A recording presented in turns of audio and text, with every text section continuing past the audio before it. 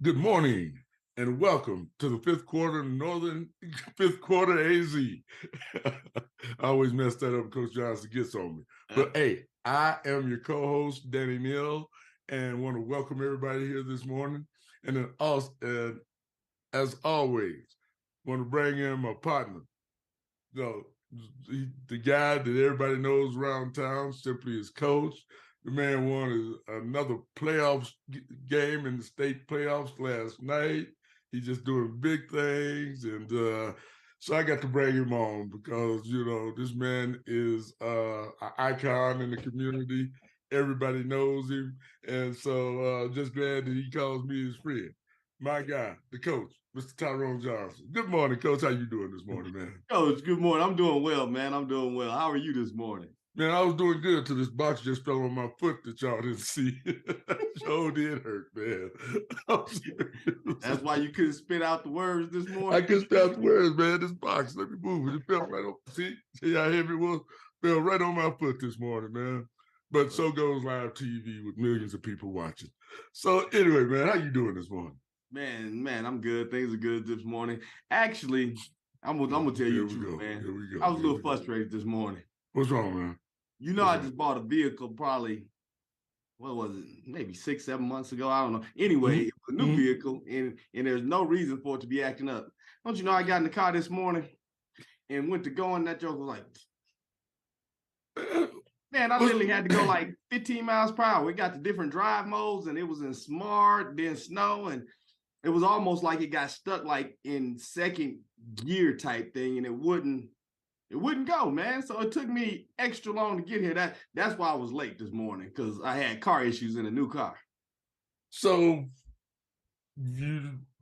what was the problem, man? I know these new cars, everything's electronic, got computers in them, and you couldn't figure it out?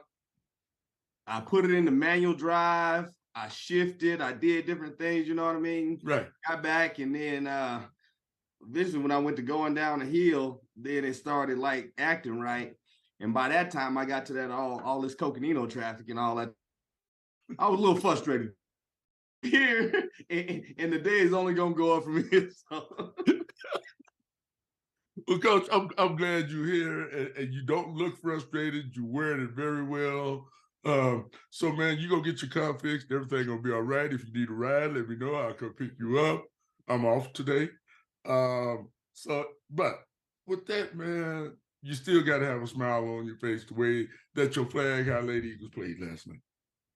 Yeah, after the Pinnacle game and then not being able to have, necessarily full practices, we got permitted practice because we were in the state. So we still got to meet, but we just did a bunch of shooting because not necessarily everybody could get there. And so it's always, going to be interesting to see how we react off of a loss such as that. And, that first half, we found the flow after getting down, 4-0 or whatever it was. And then we found a little flow offensively and defensively. And so it was good. And so now it's going to be understanding the privilege of practice at this point in the season and really getting after it in practice so that we can get better and we can be more efficient than what we were this past game. Yeah, and you did this, excuse me, with Morning Rain Hunani on the bench here last night. So, I mean, just not even suited out because of injury. So that's pretty impressive. It's important to shields to the team. Yeah, you get different people stepping up. In that situation this year, we started Tegan Martin quite a bit, and then we could even started Jadine Dugai, but we went with Tegan, and I like Tegan's energy on the defensive end. She was getting after it, and so things were good in that sense that next person up, we step up and we move forward. We don't sit and wallow over kind of, hey, so and so is out, so we're going to be all down. Girls step up and we continue to play. I thought Sage stepped up and did a good job. I thought Bella stepped up and did a good job on the offensive end, both of them. And, of course, the Dugas sisters are going to do what they do. So it was all good. Yeah, it is. And, man, anytime you get out there and Sage hits that first three, it's going to be a good night. Right. It's going to be a good night. Anytime Sage goes to building, because all of them feed off her. But we also want to give a shout out and congratulations on a great season to the boys over at Coconino High School and the girls at Coconino High School, who both did get into the state playoffs. Unfortunately, they were out, but they had great seasons and just high character athletes over there. And just want to congratulate them on a great season also. Yeah, absolutely.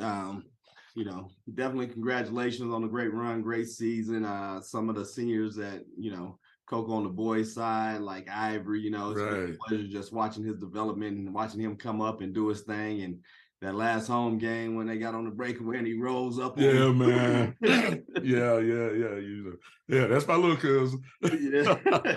That's my little cousin. But it was funny because I seen him on the breakaway and I was like, because the guy was on him. This wasn't like no just wide open dunk or nothing. Right. He went on the top of the dude from the side and slammed on him. And when I jumped up, I seen you across the court because I was upstairs. Everybody just jumped up, man, because yeah, it was a solid play. It was a solid play. So, just best wishes to them as they go forward, along with our Flag High boys, MPA bases, and just all of these high school athletes who had a great basketball season. Yep. And then shout out to girls soccer. I know they won yesterday as well. They won their first round of their state playoff game, so they moving on to the quarterfinals and they'll play Arcadia. Hopefully here at Flag High, because yesterday they had to go to a mutual court and a mutual field rather. And I guess it'll depend on whether or not they can move that snow, whether or not they'll get to actually play a home game. But they play against Arcadia in their next round. So congratulations to them as well. Well, congratulations to them, Coach. And I know that as with our guests who we'll introduce here in a moment, this is a great segue, but you've had the opportunity to coach a couple different sports. Excuse me, high school level. You turned a few down, but soccer definitely wouldn't be one of them out there in that snow, huh, man? Yeah, you make a, I guess you could call it an educated decision. You look at the elements and you say, okay, outside in the snow shoveling, outside in the cold in Flagstaff, or in a warm gym. And the decision for me was easy. Although I've never got asked to coach soccer, so let's clear that up. Okay, all right. Well, you did coach soccer back when your daughter was playing, so you have done that. And that was in the summer, and we was nice. Italy was nice. I don't know about your coaching, but Italy was nice. Yeah. Well, anyway, man, we got to move forward here, and today is a special day because our guest today is a gentleman that we have known. I mean, for years, and he has worn I don't know how many different hats, just with everything he's done, man. So, without further ado, we want to bring on a guy that's just done everything, well respected in the community, and another person that we can actually say this is our friend, Mr. Steve Boadway. Good morning, Steve. How you doing, man? Y'all, it's good being here, and thank you for having me on the show. Yeah, we appreciate your time this morning, Boadway. Congratulations on that win yesterday, and I hope it goes further on. And the only thing I regret is that I can't officiate Flag High and Cocoa really anymore, and being a Flag High teacher here and a coach now. So that I miss working for you guys, because there are certain coaches that you like to work for, and certain kids and it just kind of clicks. And so I did get the privilege though to do one of your Pepsi games. So that, and then and that's the game you kind of like didn't do so well in, and then I do the game or not, and should I we had that conversation, should I get involved? And okay, it's not going to count towards any ranking or anything, so I'll just do it and we'll see how we go. But and you did an excellent job, as you normally do, you know what I mean? And the thing that game is that was all on us, and we actually took the lead with a little bit of time left, and you made a call on our player who had stepped out of bounds and then established back in and hit a 3-pointer, which would have been the go-ahead 3-pointer with under a minute left. And so, look, I didn't even see the shot go in. She had gave up on the play, and I was on the court yelling at her before the shot even went in. You definitely were. You had a moment of coaching there, and I go, wow, there's a different side I haven't seen in Tyrone in a while, and that's what makes the difference in winning programs, is that you have constructive feedback right now, and they respond to you. So, that's what we're trying to do here. As my tennis career starts here with the girls of tennis at Flag High, I'm hoping to create a culture that you and Mr. Neal have done for so many years here at Flag High. And, it's important that we kind of get that winning tradition going for tennis. Yeah, we definitely appreciate that, and we know that they got the right person in the job for that. But why don't you go ahead and just for the audience, you know what I mean? Tell us a little bit about coming into tennis. Just about, I guess today we'll focus mostly on your tennis. We'll probably go to some of your officiating, and then even just your career as a player. You know what I mean? Because I mean it was illustrious, and so just give us a little bit about yourself. Yeah, and before you do that, Steve, I want to say I'm glad you added that, Coach, a little bit about your illustrious career, because I've heard so many stories.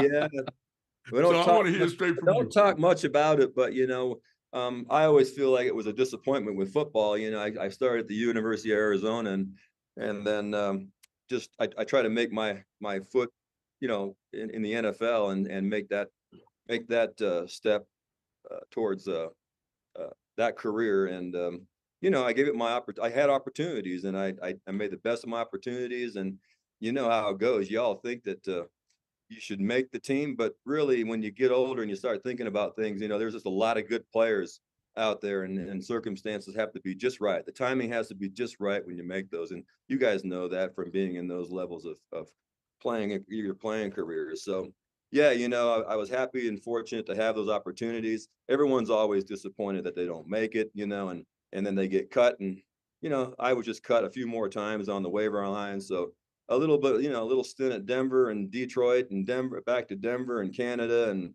kind of over in Europe a little bit. I played a little bit of that, that playing for pizza type of football over there. And that was really an eye opener. And I was able to play multiple positions over there. So that was a lot of fun.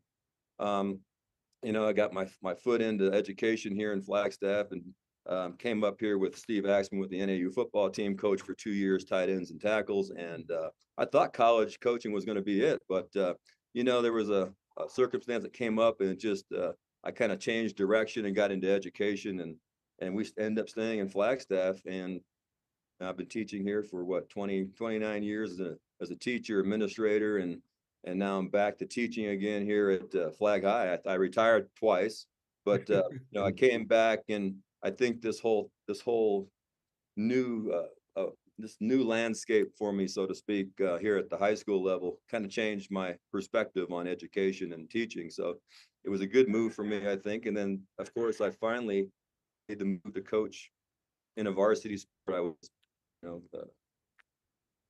they brought that to my attention last year. One day before the season started, the coach was kind of ill, and they asked me to coach tennis, and I go, well, I'm going to do this, and I'm going to do it right. And so here I am in year 2, and we're trying to get this and establish a program that is very close to what Tyrone and Mr. Neal have done with basketball in Flagstaff.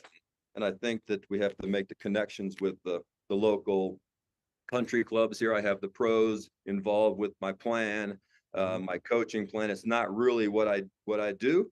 I'm more of a football guy, but you know what? I play tennis, and if you just educate yourself and surround yourself with good people and give them credit, it's not all about me. It's about like what others have done for our kids and our team. So we're just going to try to keep going forward and have we made state last year for the first time in a long time. We beat Prescott. They were number 8. We're better this year. We're going to be better next year, and we should be better the following year. So I think there's a lot of hope here, a lot of promise for this program. Nice. Yeah. So last year when you came in, correct me if I'm wrong, last year you had to coach both boys and girls? No, I just had the girl team, and then they found a coach or a certified teacher for the boys. So they have a parent actually coaching, helping out Mr. Dean, who is the certified teacher. I hired a young number 1 Flagstaff High player of the year before, Daniel, and he's a local kid, and he has a sister on the team. So we have a lot of experience like to go to from him, and then have a former player actually helping as well. She graduated last year, so we have about 3 coaches that we're serving these kids, and we're trying to do it right. So we started summer programs this year with some hitting. We did some fall training a little bit on volunteer basis. And then I actually started 2 weeks before the season here and got them conditioned and in the weight room. As you know, tennis is an up and coming, and it's not just, players going out there from the country club. There's a lot of work involved, and you see the athletes nowadays in tennis. They really look like football players, basketball players. They are cut up and ripped and conditioned well. So it takes a lot to go play 3-hour matches sometimes. So yeah, I'm trying to get to that level and get them a mindset that, conditioning and working hard will lead to good success. And, I watch coaches coach, and you learn stuff from everyone. You pick what it's going to take, and you just have to change the culture and mindset, and that takes a little while. But right now, my young kids are really responding well, and they're going to be the ones, like they did last year, take control of this and really get us through the season. Yeah. And excuse me, and that's good. So how does the tennis divisions work? Are you do they have a Grand Canyon region just like No, basketball? No, we're in like a Division II. There's 3 divisions. We have Division I, II, and III. We're in Division II, Section 2. There's multiple sections, but we'll play any kind of level team. It won't matter if it's a 3 or 4 or 5A. Mm-hmm. We could have some 5A schools, and they try to keep it mostly 4A, 3A in our division. But our division is Goldwater, is Cactus Shadows, Notre Dame Prep. These are like those Prescott. Those schools are typically in the top 8. Right. Notre Dame Prep, Cactus Shadows, and Prescott every year. Those 3 are your top. There's top 8s. They're in the top 8 somewhere. So that's good for us. We have Lake Havasu. We'll have Mesquite this year. We have ALA, Gilbert North that's going to be very competitive. And I know one player at least that's a very, very good player. And so, we're going to look forward to being challenged every week. And to get our girls better. And I think that's what it is seeing good competition and responding to that competition and reflecting on their performances, and then, applying those things you need to work on through practice, and then get it on the court again. So hopefully. So for the individuals, as you're going through, in order to win set, match, or whatever, is it the best 2 out of 3, 3 out of 5? And then how do you accumulate your team score from that? So there are 6 singles that we do. So we have a number 1 through a 6th player, and they'll play their number 1 accordingly. We have doubles as well, and we do 3 doubles matches. So, it's the first one, it gets 5 or better. So if you can get 5 matches, you're going to win. You can go 5 to 4 and win. So really, it doesn't matter if you lose your number 1 player and number 2 player, because we come across a lot of really good tennis players in Phoenix and Tucson, and some of these schools are really good, and it's good for our girls to see, those top players in the country. Some of these kids are, freshmen 6'3", and they have unbelievable UTR points in the point system that they score these kids on, and they're just doing everything really well. And to see that really is important, that our kids see that and what it takes to get there. But yeah, if you can win, we won last year. We didn't win our 1, 2, and 3 all the time. We relied on our young kids. We got the 4, 5, and 6 wins, and sometimes we'd get a 3 win, and then we would win 2 of the 3 doubles a lot of times. So we were able to get through with our younger kids, not necessarily winning our top level kids, because they usually see the best players, those top kids, right? Number 1. 2, we'll see the top players from Arcadia, from Cactus Shadows, Notre Dame Prep. Those kids are just, they're outstanding players. And so, it makes us better. It pushes us. And, I've got the young kids right now. I got my number 1 will probably be a freshman or a sophomore this year, and we're just young. And so we have good possibilities here for this team if we just stick with the program. That's a good problem to have young talent like that. Yeah. So how much of a disadvantage do our kids have like you talk about Arcadia, you talk about Cactus Shadows, they can get outside 12 months out the year. Right. We can get outside 4 months out the year. What do you do like in a situation like now? Where are you practicing at?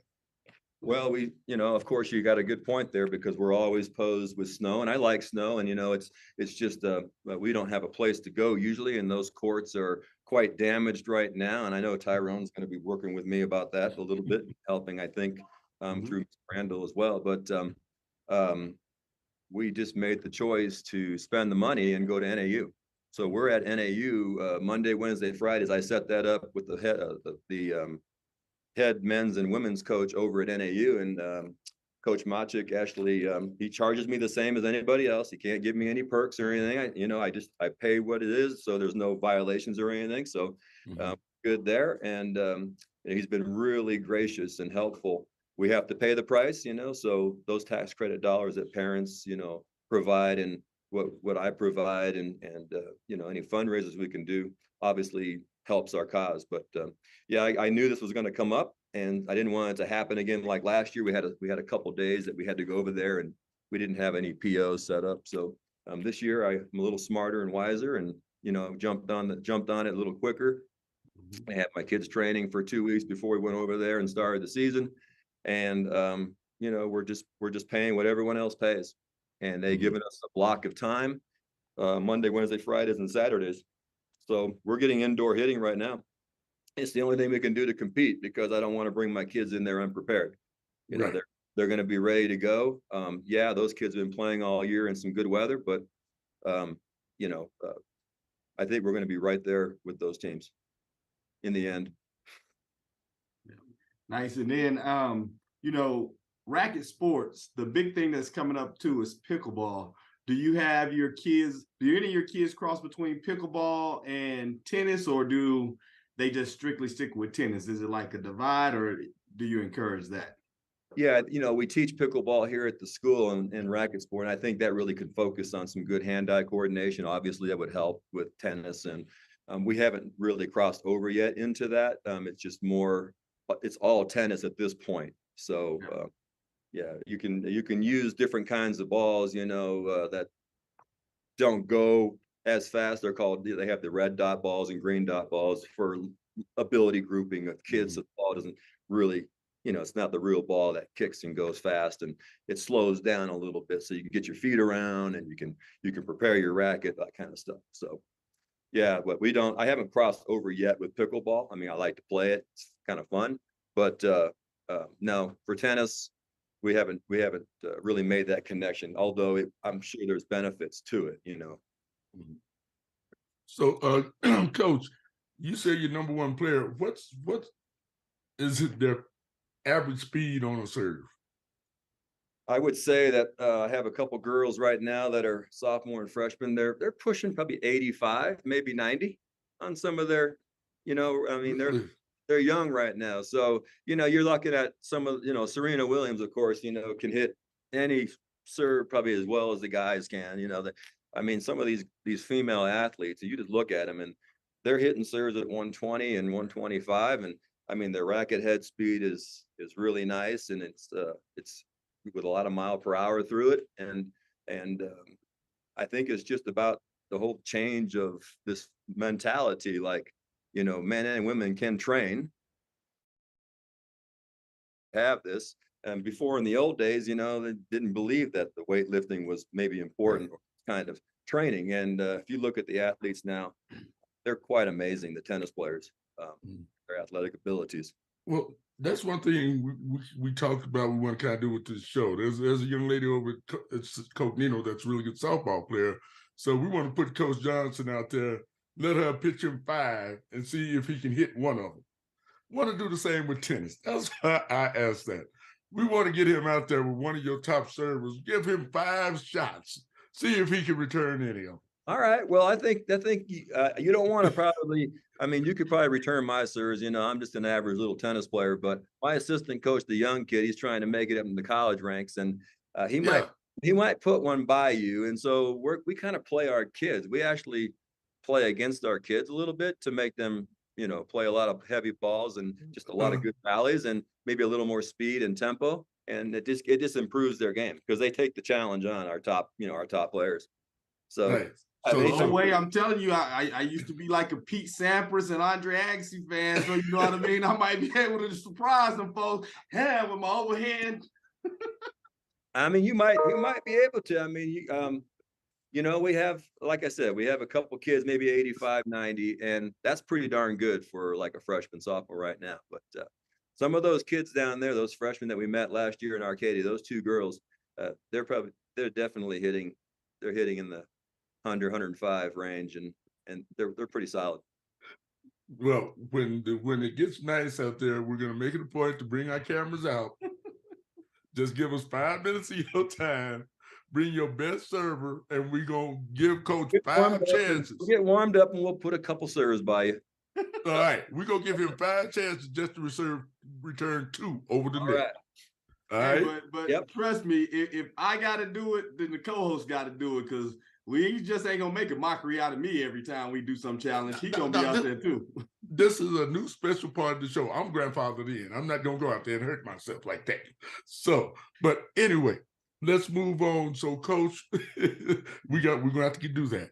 But it's at that part of the show where Coach Johnson wants to ask you a question to give us some motivation, to give us your thoughts. So it is time now for our Coach Johnson's Golden Nugget question of the week. You got it, Coach. All right.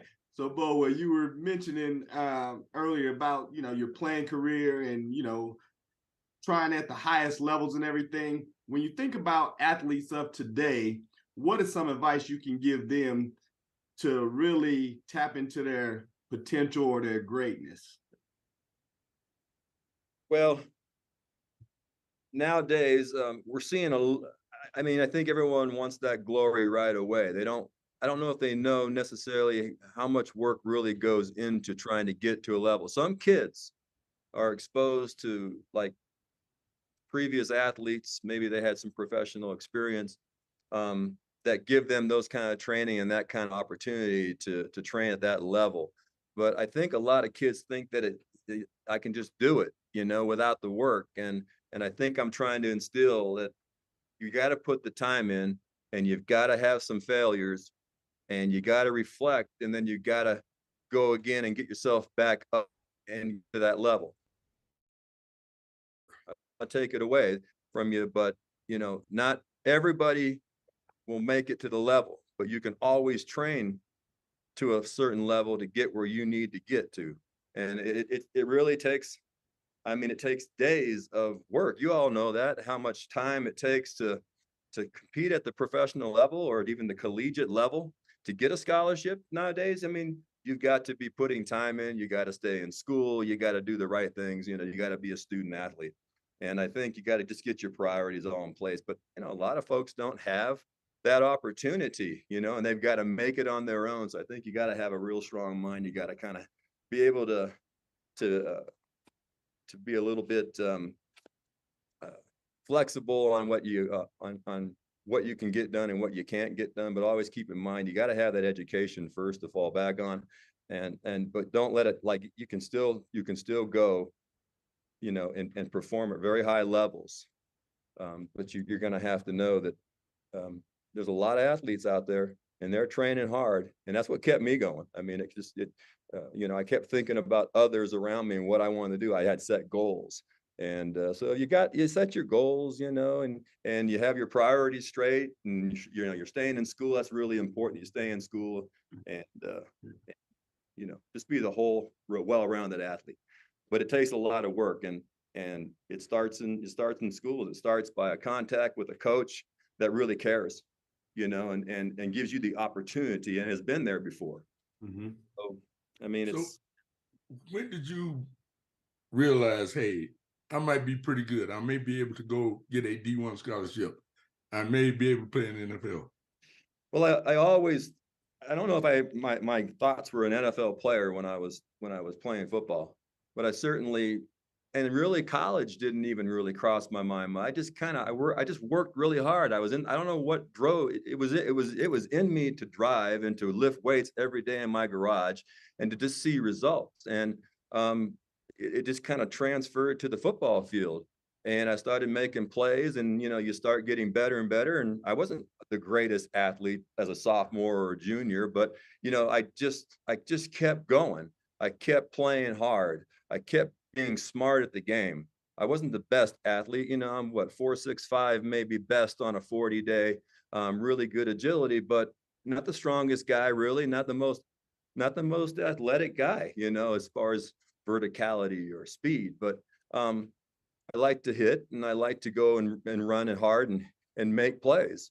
And I was always driven to do that. So I don't know. It just kind of fell in place. And then one day you're getting letters from UCLA, your junior year, and then USC comes in and offers you. And, here I am sitting in my senior year. And the one thing is, I wasn't injured. I wasn't injured in high school. So that really helped me get through that. But it was my goal my senior year to be the best linebacker in California. And so I had a lot of competition. Of course, Jack Del Rio and a few other, Fred Small from Washington. They were all from California. There were 4 of us that came out of California. And can't think of the other kid's name. He played, and he was the rookie of the year at Indianapolis back in the day. But they both played at USC. But it's just that you realize now, wow, I can compete with these guys. I can, I'm playing against Marcus Allen, in 81, and we knock off SC in the Rose Bowl in our year. And then, you're figuring, wow, we can compete with these teams that we've always read about, and saw on TV.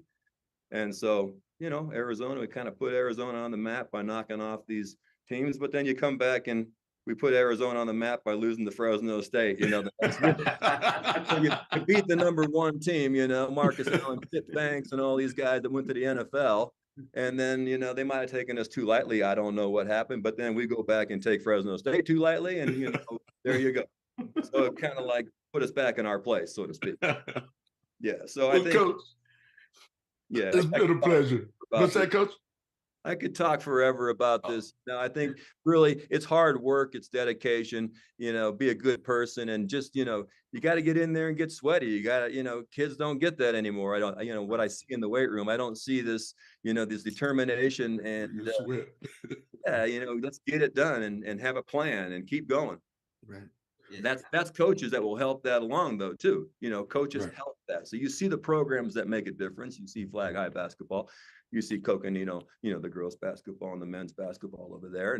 And you can name a whole bunch of these things. And it stems from the culture, and that coach changing the whole process and caring for kids and getting them a routine. And they need you.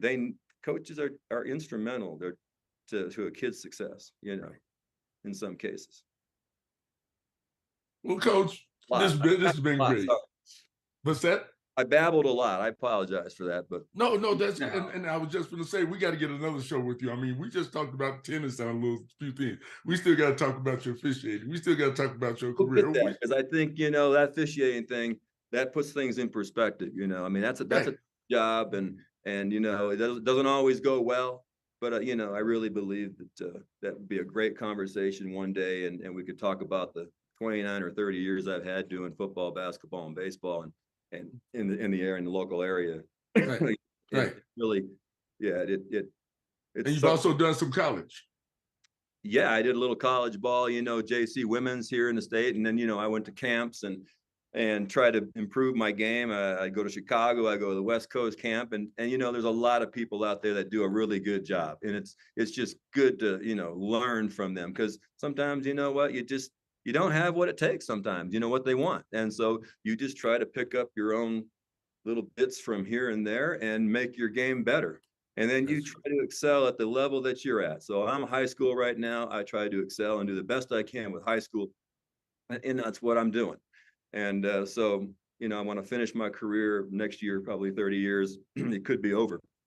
So we'll see how that. Not letting that happen, Coach. My buddies always say, though, you've been saying you wanted to quit since day one. I go, well, you're right about that. I want to quit every, but I'm back. I'm always back because I like to study. I like to perform things and try to get it right. I like to talk about plays and get it right in officiating. And the more you talk in pregame with your crew, the more cohesiveness you have with that group, the better you handle the game. And I really think that, for officiating purposes, if we're going that route, communication is key. You got to talk to coaches, and there's some officials, that just shut people down. They shut you out, and you know how that all goes. They don't want to talk to you if you're not, I believe that we have to have that communication and acknowledge coaches, and we acknowledge one another as a human being. And that's just what it is. We have to do that. And it just makes the game more smooth. I mean, when I acknowledge Coach Johnson, yeah, coach, I'm going to get in a better position to get that play right next time. Yeah, but he do get on your nerves. I mean, that's what they want to, that's what you want to hear, that you want to be acknowledged. I'm listening. Right. And you just can't shut people Coach, we don't want to give it all away right now. That's another show. Okay. That's another show. We definitely want you back. And, you got to get to your class. We know we interrupted you in the middle of your class. So go take care of those kids. They're out there. They're out there playing basketball. So I hope they're still here. I mean, I hope they didn't leave for coffee. I'm going to get in trouble. This is going to be on too. But, well, yeah. Coach, we appreciate you, man. And just know we're going to be hitting you up, and going to get Coach out there for that little serving tutorial. And he's got other things to think about, though. He's prepping now for another big game. And yes, indeed. Coach, I really think this is it, man. I hope that you guys really put it together this year, and I know you will. I know you'll have those kids prepared, and it's always a pleasure to see both of you, actually. And I want to tell you, you're some of my favorite coaches to work for, and I respect both of you very much. So appreciate your time. And I'm going to go do my class here and earn my money. So and we definitely appreciate you. Appreciate your time. Always a pleasure to have you around. So, all right. We'll talk to you later, Coach. Thank you, everybody. Hey, work hard out there. All right, Coach. Yes, sir, man. So that was good. Look, now people can understand why Boadway wasn't really scared of nobody in the crowd. You know what I mean? Right. If you know my history, I ain't even worried about y'all. I'm gonna make this about my business. That's right. That's right, man. Well, I'm gonna let you get on, go do your job. Some people have to work. Some people do gotta work, man. So look here. I'm gonna go ahead and jump on that. Again, if you like what we're doing, go ahead and thumbs it up, subscribe, and check us out every Friday.